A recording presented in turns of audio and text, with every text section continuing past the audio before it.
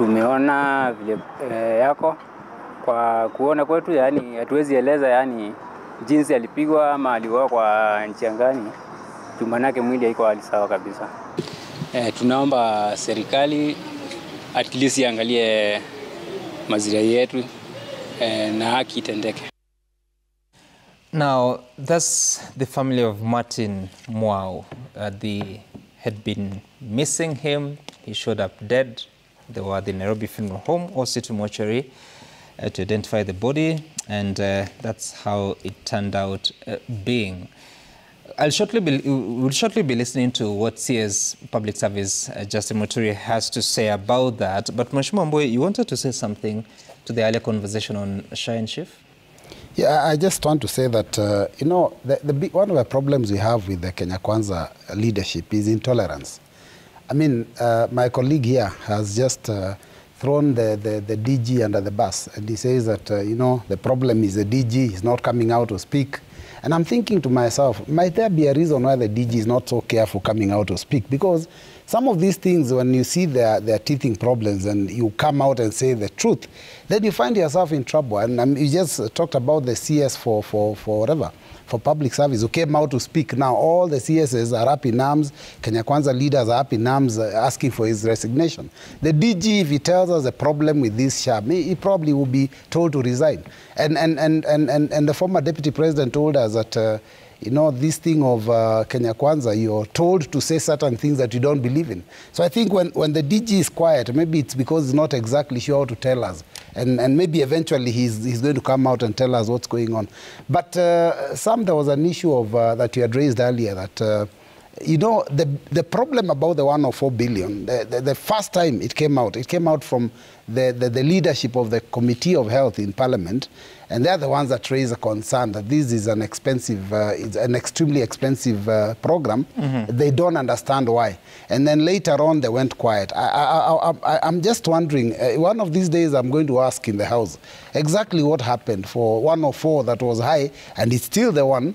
How come suddenly they're giving it a clean bill of health? I mean, clearly 104 billion is an outrageous amount of money for a program, an information system program for running this matter. It's extremely outrageous that it can cost that much, even within a 10-year period. I mean, I don't think it makes sense. Mm. And we'll want to know from the Committee of Health exactly what transpired when they went to meet with these officials, because you cannot go into a meeting when you're charged and then you come out of a meeting smiling and saying everything is hoki-dory, and yet they are not giving us facts and figures about what changed. Unless they tell us maybe the 104 billion became... How does Parliament work? Because if a departmental committee is taking keen interest in such an issue, and whatever they find, what do they do with that information? Don't they brief the House about it? Well, they haven't tabled the report yet. So maybe when we see the report, we'll see what exactly changed. Whether the figure dropped from 104 billion, or maybe there was some explanation of exactly how the 104 billion was going to be spent. I don't see how a committee can quickly give a clean bill of health on a matter like that. And it's something that we'll still pursue, because that's at the heart of the problems we are facing under SHA. Okay. Let's listen to the Cabinet Secretary for Public Service, Justin Muturi, who spoke about the spate of abductions in the country, and he wants action taken. Watch. Mr. President, I'm calling upon you now to order an end to these abductions, which you promised, killings, extrajudicial killings, and an open inquiry to examine, inquire into how these things have been happening. We cannot make it normal. We know that these are very young lives that have been taken away. And that has not been taken kindly by some leaders within the Kenya Kwanza administration. Watch what they've been saying. So I really want to ask our colleagues, and we must respect, if you are privileged and you are very unhappy and you are a cabinet secretary, the best thing for you to do is to resign.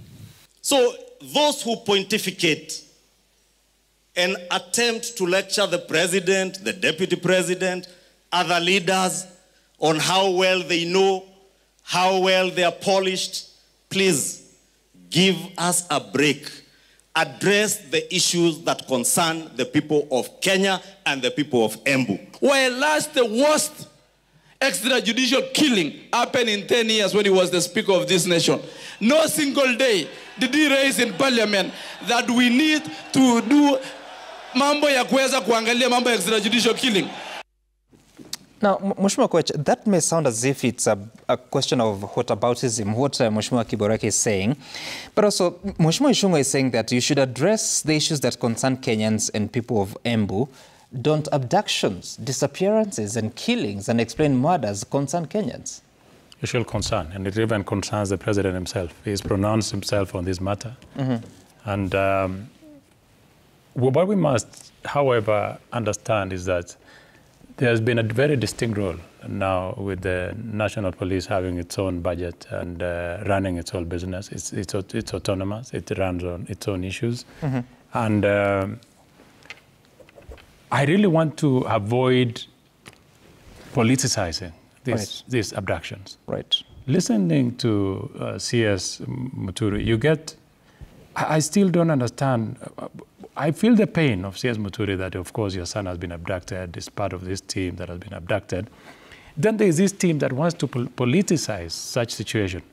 In my view, we should not be attacking and condemning the police, but rather trying to give as much information as possible to the police. I saw a communication from IPOA last week saying that most of the witnesses have been very tight with information. They do not want to give out information.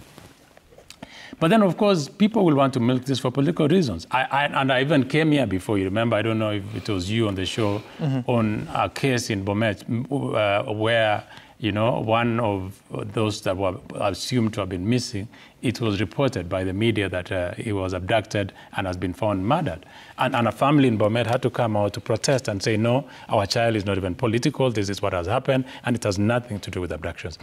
So and then we find a situation where normal criminal activity is being associated to abductions. The normal arrest will now be called abduction. Why is all this happening? Where there's been abduction, it is wrong. It is criminal and should not be allowed. In fact, where life has been lost, someone must be held accountable. They must explain how life has been lost. That now squarely lies with the national police and the security infrastructure. But of course, then there are people, I think Honorable Ichunga is addressing the people who want to have this, milk this for political reasons. In my view... What political reasons? In my view, CS Muturu is playing to the gallery. In very... He is so privileged that, first of all, CS Muturi is not just an ordinary CS. Before, he was sitting in the highest body, National Security NSAC, National Security Committee, where he sits... The National Security Council. National Security Council, sorry, yeah. National Security Council. CS Muturi is a personal friend to the president. If there were any challenges, it should not have taken him 6 months to come and explain himself. Number two, you can see the boldness that he has. First of all, he's refused to attend cabinet meetings. He is deliberately defying. What do you mean he's refused to attend cabinet meetings? He said he was not invited. I don't know how ministers are invited to attend cabinet meetings. You're doubting him? I am, of course, doubting him. He's the member of the cabinet. He's not invited. I also speak to members of cabinet. I understand what happens behind what is spoken. I know CS Muturi wants to make a political mileage out of all this situation. I understand there are very genuine cases. There are very genuine people who want this case sorted. I don't see it in CS Muturi. CS Muturi simply is a man who is daring the president to fire him. He is a man who wants to make a political capital out of a situation. He is a man who, if he was moral enough, because he's a lawyer, he should have resigned if he does not want to work with this government. If you feel that this government is inadequate, if you feel that this government does not meet your expectation as an individual and that of the country, as a cabinet secretary, because you are lucky to be amongst the 22 who are the apex of the executive, so resign. Because he's lucky, he keeps quiet when he witnesses there are things going wrong? He shouldn't. He has a forum to speak. He has a forum to speak to the president. They sit in the cabinet. Why don't you raise it in the cabinet and say, Your Excellency the President, we have a problem. How do we sort out this issue of abductions? Because I understand his frustration as well. But where he comes, and there are cases. I mean, I saw the Chief Justice raise the same issue. I saw Wetangula Speaker raise the same issue over the weekend. Those are unbiased people who are raising with serious concerns. So let's listen to what they said so that you tell me what unbiased means. These people being abducted, if they are suspected of even committing the worst crime, murder or terrorism, though they should be brought to court and charged. They should not be held incommunicado. The police say they are not the ones doing it. We want them to investigate and tell Kenyans who are these criminal elements in our midst, who are unlawfully arresting people, causing their disappearance, and eventually they are found dead. All right, but also, CS Muturi had said this. We sit somewhere claiming that we are discussing matters about the economy of this country. Economy for who? If we are killing them, abducting and killing the young ones, so who are you doing the economy for? We must, this matter needs to be taken with the seriousness that it deserves. Right, so Mheshimiwa Coach, quickly, what is the problem here? Because CJ Koome is condemning the same thing. Can you see the Speaker Wetangula is condemning the same thing. CJ, these two, the other two are running independent arms of government, okay? This one is in the executive. He directly sits with the president. He should have raised, I have not seen Honorable Muturi say, today, during our cabinet meeting, I did raise the issue of abduction. I wish he can come out and say, I raised it before the president. But instead, running to mortuaries, running for press conferences. How do you know he hasn't? He should have said. I mean, he's been I'm asking speaking. you, how do you know he hasn't? He hasn't, because I also speak to colleagues who are in the cabinet. But they have taken the oath of secrecy on issues conversed in cabinet. They don't but he has come out to defy that oath of secrecy. No, he's talking about what he thinks is going wrong in the country. There's nothing secret about raising an issue in the cabinet. Just hold on. I mean, you and I don't sit in cabinet. I'm just asking you a question that you're claiming he has not pursued it in cabinet, and I'm asking you, how would you know? Because I'm telling you, Sam. I'm young in politics, but there are things that I read through when I see individuals on certain quarters trying to raise them. And when I see CS Muturi going to the mortuary, when I see CS Muturi raising this matter of abductions in a press conference, when I see CS Muturi and his attitude of late, I know what is happening politically. He simply is a man who is daring the president to fight. And I'll tell you this before I close, that he has called for it. And you will see it. In a week or two, CS Muturi will be home. He'll be fired? He will be fired. How do you know that? I know. I am telling you, you asked me questions before, and I'm telling you, he has called for it. He has pinched the president's nose, and I can tell you for sure, he is a man going home. It can even be today. That must hurt. Mheshimiwa Mureu. Now, I'm not surprised by the intolerance which has come in this government. And sometimes I feel ashamed that I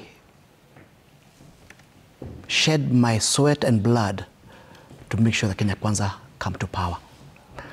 I am part of the team which crafted the manifesto. And one of the things we said clearly is that we will never, ever go back to where criminalize politics. But sadly, things have turned the other way around. And sometimes it's very difficult, and I don't envy my brother's situation whereby he's supposed to come and defend the obvious. Because J.B. Muturi is exercising what you call collective ministerial responsibility. Collective ministerial responsibility, you can collectively talk about good things and evil in the government. In fact, you are supposed to say it right, so at least this can be corrected.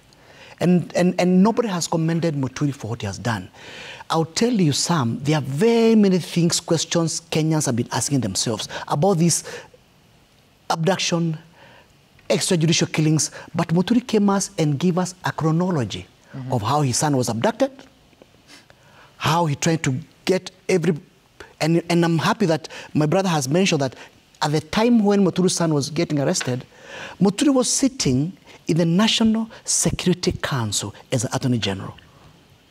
And that issue of abduction never arose when he was sitting. It's when until he reached the president, and the president reached the head of NIS, whom he had tried to reach and refused to take his call. So Kenyans are not stupid. They know now who is in charge of abduction.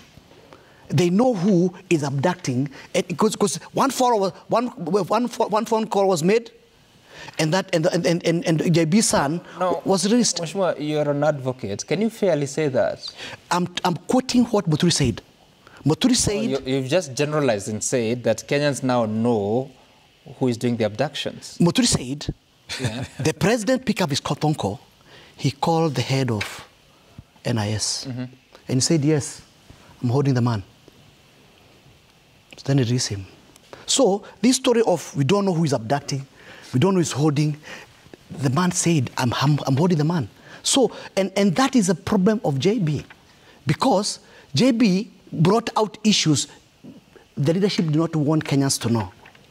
And I'm saying this because I'm a member of UDA party, I'm a member of parliament, I'm a member of UDA, I'm the creator of the UDA manifesto, and therefore, when we tell the people this is how we're going to run the government, then when you're graciously given the opportunity to lead them and do the opposite, I do not know how to defend that. I am heartbroken.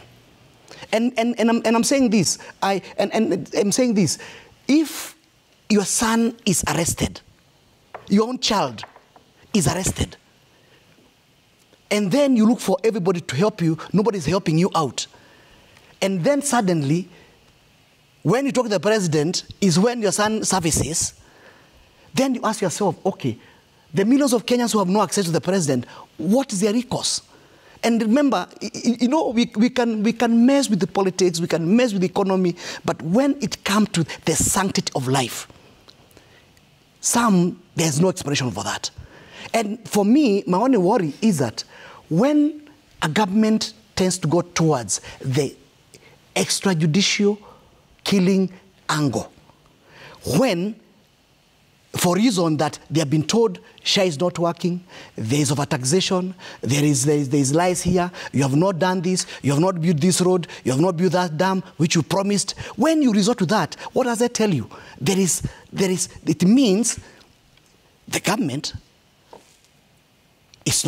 don't have no idea on how to fix that problem, and that's why they need to silence you so that at least you stop talking about it. That kind of angle has never worked. About the concept of collective responsibility, that CS Muturi has access to the president if he wants, that he should speak to the president without necessarily embarrassing the government he serves. What is your take on that? I don't think there's an embarrassment. There's not an embarrassment. Unless whoever is feeling embarrassed is part of it. Because if the kids are being abducted, and he has said it openly, I don't see why Muturi should be subjugated or being threatened with impeachment because he's saying stop this abduction. And by the way, remember Muturi is a principal in the Kenya Kwanza government. Is one of the principles of the Kenya Kwanza government. Is part of the Kenya Kwanza government. We signed the MOU with the Democratic Party, and therefore, as part of the governance, he's saying our agreement as parties was not to kill people. We said that thing is the things of the past. But does that mean action cannot be taken against him? I'm saying he's part and parcel. There's a collective responsibility at the ministerial level and at the party level. And therefore, pointing out the evil, some, does not mean he has embarrassed anybody. Now we know the truth. Someone was a deputy party leader, now not anymore. Once was deputy president, now not anymore. But Mheshimiwa Mboi, so where should the country move to in as far as resolving this question? Because we've come full circle. Yeah, thank you, Sam. You know, interestingly, Sam, I have not even made a comment on this matter. If you look at the headlines today, Standard is talking about killer squads are back. The Nation is talking about abductions, the weak link.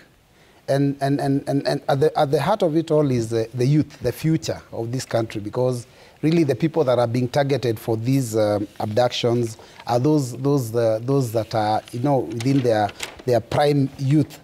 Now, you must remember that not only are they being abducted, but they're also being killed in cold blood, because a lot of them are found in morgues or thrown in some places.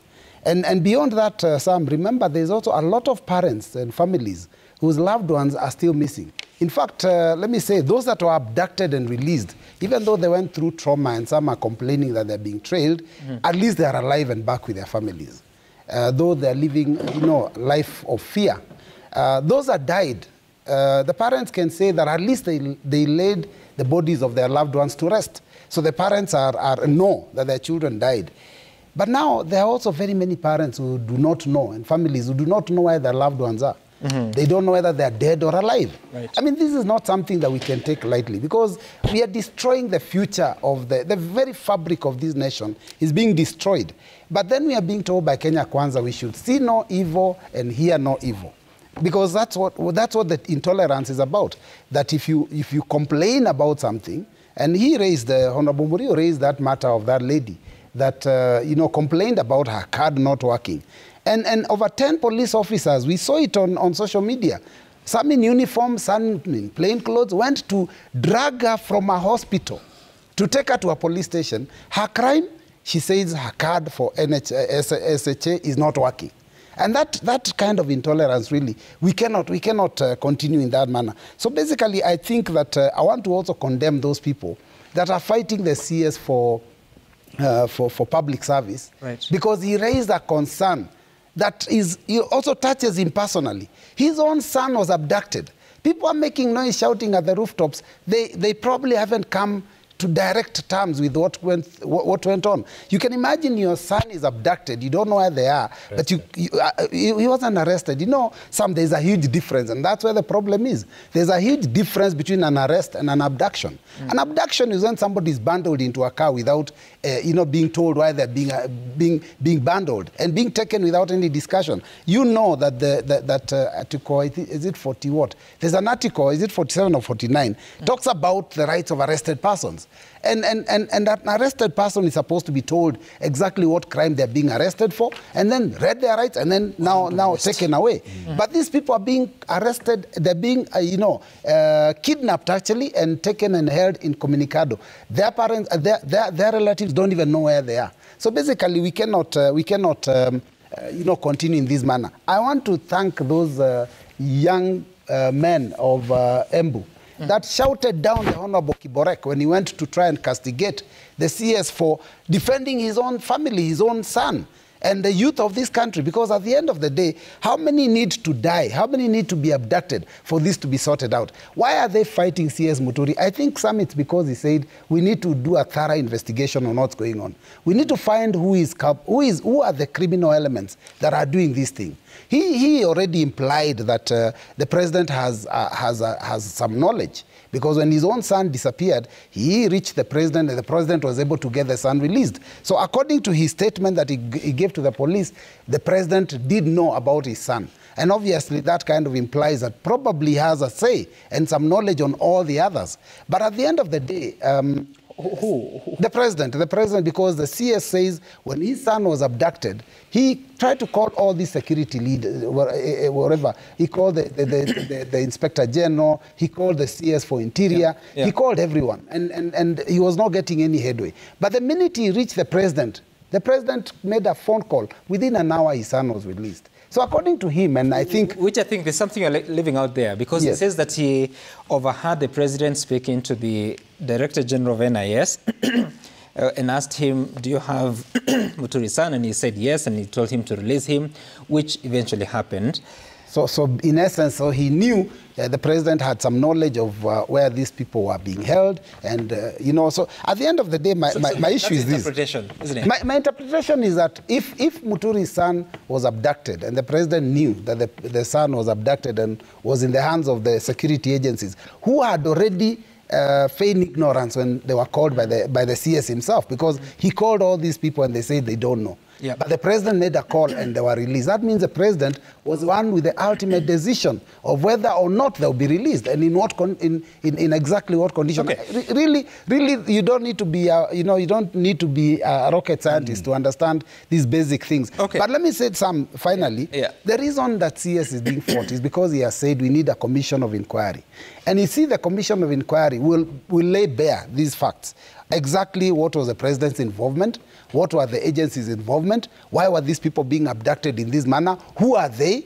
Some, when the Gen Zs came to parliament, these same people covered with balaclavas came to parliament. They drove in with those Subaru vehicles, walked out of their vehicles, they were holding guns, they had covered their faces, they were in plain clothes, and I even asked a sergeant at arms, who are these and why are they in parliament? So obviously these are people that are well known to our police. And in fact, when they start that investigation, let them ask the officers that were manning the parliamentary gate, because they let in those people that are dressed in that manner. The abduction squad came to parliament. And some, I don't know if you know, that a lot of the children, young boys and girls that you saw on TV that day inside parliament, we don't see them anymore. Where did they go? You want them to visit Parliament again? No, they don't need to visit Parliament. They are online. We don't know where they are. If we had to have a commission of inquiry to investigate the conduct of the government and other agencies, who would appoint that commission? Well, I don't know. Let me say I don't know. But I think the CS is right that we need to come up together, and it cannot be allowed. If it was my opinion, it cannot be the president or his team. It has to be the religious leaders, it has to be political leaders from all sides. No, we need to just come together and, well, I think that unfortunately if it is an appointing issue, then it will end up with the executive, and that's where our goose is cooked, then we'll never get to the truth. But I think there are times, difficult times call for difficult measures. You remember when we had the Kofi Annan, discussions, when we had post-election violence, when we had the Kriegler Commission that was dealing with also the issue of our electoral system. I think this is such a moment that we need to have, the international community has to take note of what is going on in this country and probably come together and put together a team that will help us get to the bottom of this so we can save the future of this country. All right, I want us to exit from this conversation, but before you do, Mheshimiwa Koech, I heard you say that CS Muturi's, and it's unfortunate to have to speak about individuals here, but you said that CS Muturi's son was arrested, not abducted. That's, I just want to, even before I go to CS Muturi. No, please, just go there because I want us to end up. Because it's under investigation, the security, he's made a statement before Kilimani police station because he believes that is where he was arrested and not abducted. Number two, there were many people at that point when he was picked. He was in company of our colleague, Mheshimiwa Mongo, and that Mwenje, and a few other people. And that is what I'm saying. What is the line? What is the line that divides abduction? So if he was arrested, why wasn't he accessible to the family, to lawyers, to friends? Those are the questions we should be asking. It depends on the kind of crime that he was suspected to have committed. I'll tell you, for instance, you sit in the National Intelligence Committee. If you've been suspected of activity bordering terrorism, it will be very difficult to be allowed to communicate. Because the intelligence, the security apparatus will be working so hard to milk as much information as possible from you and hold you in communication. You think that's what... I'm just saying, I'm just assuming. Number two, if you are accused... you're responding to my question. Yes. There's a possibility that the people watching this show will insinuate that what you're saying is actually... What I'm saying is not far from what will be possibly the truth. No, don't tell me what is possibly. I'm asking a specific question. Because I'm not investigating. I'm not investigating the case. The case is before the police. Honorable Muturi has made a statement. I do not want to cast aspersions on what the son might have been accused of. But I'm saying that if in my view, it could have been a case of, unless you want to commit serious crime, we want to use weapons to harm, or a crime bordering on terrorism, then the security agencies will consider and evaluate the risk of allowing you to communicate or not to communicate. So if indeed he was being held by the National Intelligence Service, they're allowed to arrest? They're not allowed to arrest. That's what I'm saying. And it has become easy for anyone right now, the opposition or any other person, to punch bags on the National Intelligence Service because it is an easy target for them to attack. You don't think that statement by CS Muturi is accurate? It is inaccurate. How do you... Did you hear what he said? He said the president did not see his message. There's a lot of conflicting statements from what Honorable Muturi is saying and what he actually is reporting. Because he's saying he met the president. He was having lunch with Honorable Kawanjiku and a team of other MPs, Mwangi Kiunjuri. Honorable Kawanjiku did not even allow him to see the president. Then the president came out. Then he was kept for 30 minutes. Then it's about 1 hour, 30 minutes. He said Kawanjiku didn't allow him to see the president? Yes. That is what he said in his statement. Yeah, that is what he wrote in his statement in Kilimani. There was an engagement between Kawanjiku and others with the president. He didn't say that he was stopped from seeing And he said it took long before he was allowed to see the president. And he said when he saw the president called the director of National Intelligence Service. I mean, and he said he overheard on the other side the director of National Intelligence Service. That conversation does not make sense to me at all. You don't think it's factual? It is not factual. And number two, it is even wrong to report, you know, there's a statement that you are making that, you know, when you're in executive, the upper executive, as a cabinet secretary, you cannot report issues that you find in State House. That was in form of a statement to the police. He recorded a statement to the police. Yeah, but that statement to me... Is there a problem with that? That statement to me was made in jest. It was actually meant to undermine the president. Filing a statement to the police?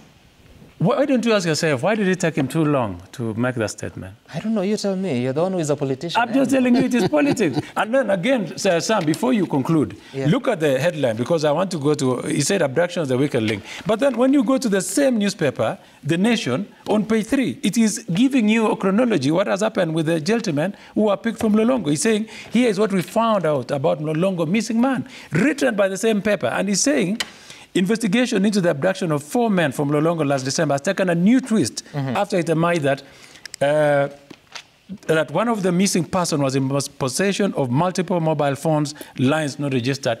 Let us, as much as possible... So that makes him deserve death? No, I'm not saying that. I'm saying we must differentiate between... You know, Lolongo is known for shadowy land transactions. There are criminal elements who will probably want to execute a criminal activity and use the government agencies as an excuse of that criminality. Kenyans pay taxes. Absolutely. To be given public goods, including security. Yes.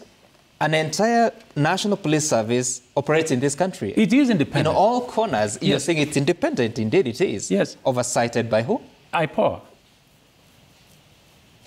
So when all this is happening, how do you excuse it that people, despite the challenges that you may highlight in Lolongo, why should people turn out? They have come out to say, please give us time. We are doing thorough investigation. And they were in court last week.